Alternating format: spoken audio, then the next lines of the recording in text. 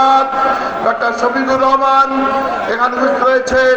সম্মানিত পারেন নাই, তিনি পালিয়ে গেছেন, পালাতে বাধ্য হয়েছেন। তিনি স্বপ্ন দেখেছিলেন বাংলাদেশ জামাত ইসলামীকে নির্মূল করবেন। সবাইকে কবুল করুন, এই দেশকে একটি মানবিক দেশ ইসলামী জিন্দাবাদ। রংপুর জেলার অন্তর্গত ঐতিহ্য এদেশের কর্পোরেশন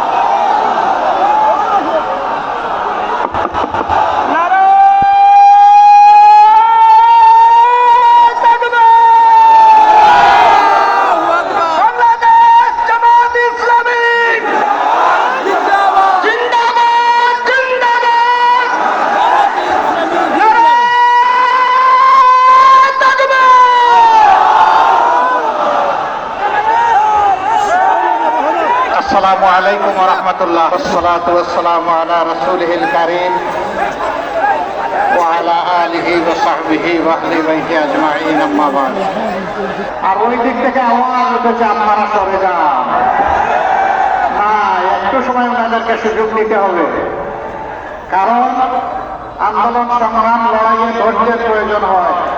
আমি আশা করি অন্তত কয়েক মিনিট আপনারা ধৈর্য ধরবেন। সাইদির বিরুদ্ধে আদালতে মিথ্যা মামলা দায়ের করা হয়েছিল, মিথ্যা সাক্ষী জোগাড় করা হয়েছিল এবং সাজানো পাতানো কোর্ট দিয়ে তাকে ফাঁসির আদেশ দেওয়া হয়েছিল।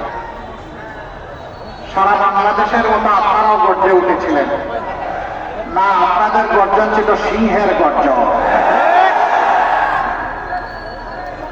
এই জন্য সাতটা তাজা প্রাণ তারা খুন করে আমাদের ভাইদেরকে শহীদ করে দিয়েছে।